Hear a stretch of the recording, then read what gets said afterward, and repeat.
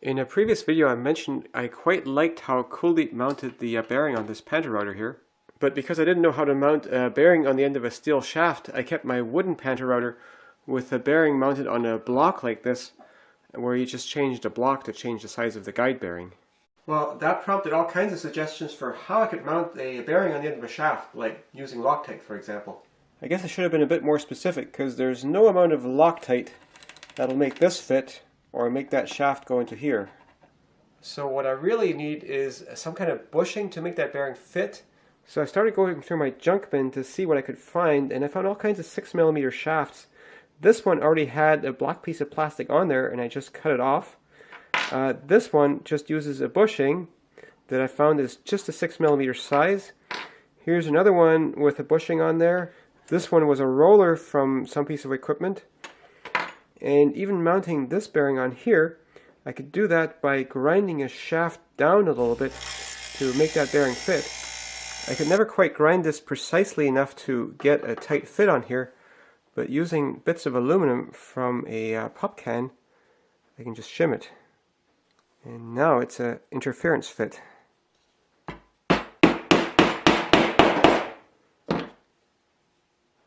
Another method is just to cut a thread on the end of the shaft with a tap and die set, and then I can put stuff on there, for instance like this IKEA type nut, and that is round on itself already, so that could be a follower. Or I could use the round shank here as a follower, or maybe even grind it down to fit a bearing like this. I could also just put a regular hex nut on the end of the shaft and grind that down to act as a follower too. So this one, after some polishing, came out to about 11mm in size, and it's actually surprisingly quite round. This 26mm bearing I mounted by taking a bushing and gluing that onto the shaft, and the bushing is ground down to just about fit in here, but I still had to put a shim in there to make it fit. So with this one I'd have to use a similar method, or I could use this part which just happens to fit precisely in here, and it's got the 6mm inside hole, so I could shim and glue this all together, but I don't actually need to, because I already have two followers of that same size from Cooldeep, and what he did is he just bought a bearing that already had a 6mm hole in it. Another thing you can do is you can expand the size of the bearing or the shaft by wrapping UHMW tape around it, and this tape is really tough. You actually have to peel this layer off to get the sticky layer, and each turn you put on will actually add about 0.3mm to the diameter. I wouldn't recommend it for a shim on the inside though, because it's really not that tough. You can also just start with a 1/4" bolt to make your followers, and for instance this nut with an integral washer on it, if I just put that on here, there's a ready-made follower, and this one is about 19mm. But with all the followers I've got here, I still haven't got one that's exactly 1 inch, so I'll make one of those out of wood next.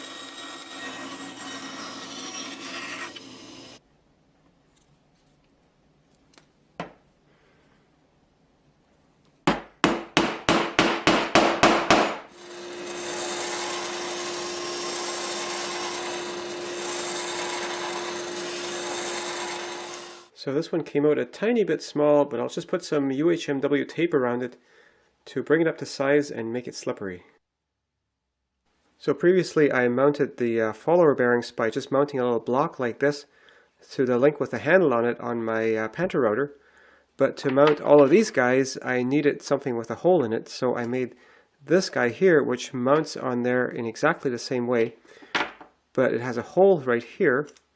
And there's a bolt that goes from here through to here, and if I tighten this knob, that locks this in place.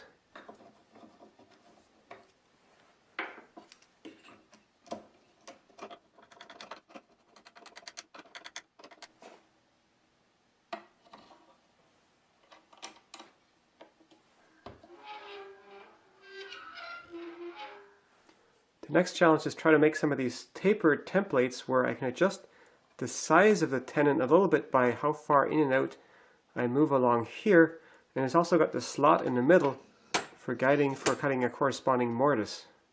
So I've already made this template here, and that worked out pretty good, and I want to make another one not quite as big but using even thicker stock.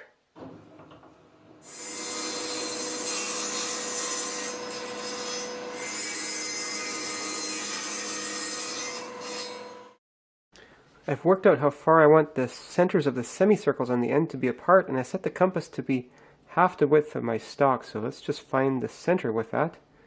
And I can also check that the compass is indeed the right radius. And let's draw that.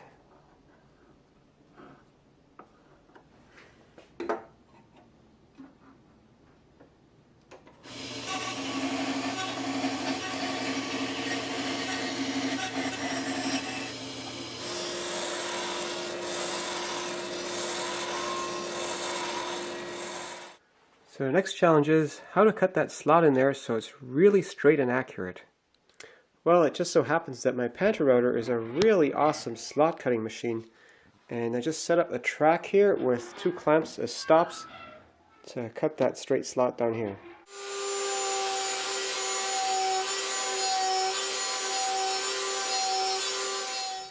Well, despite checking and checking again, I managed to put that slot just a little wee bit this way.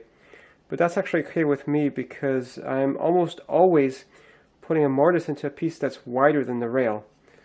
So now I can just glue this onto the backer and this template will be done.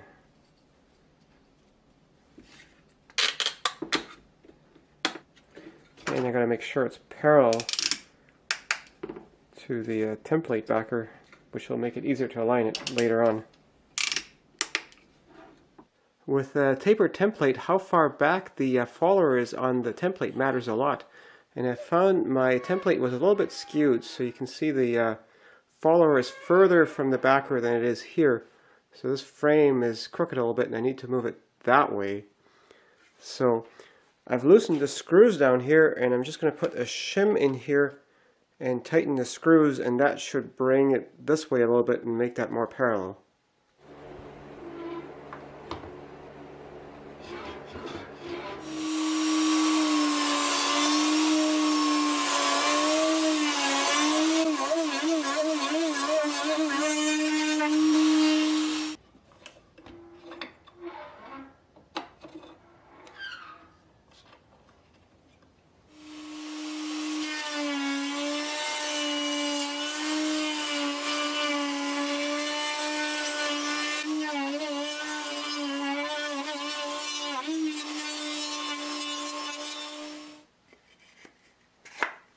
So that tenon fits really nice, but I think I have probably about 1/4 millimeters worth of play, so let's make it slightly bigger.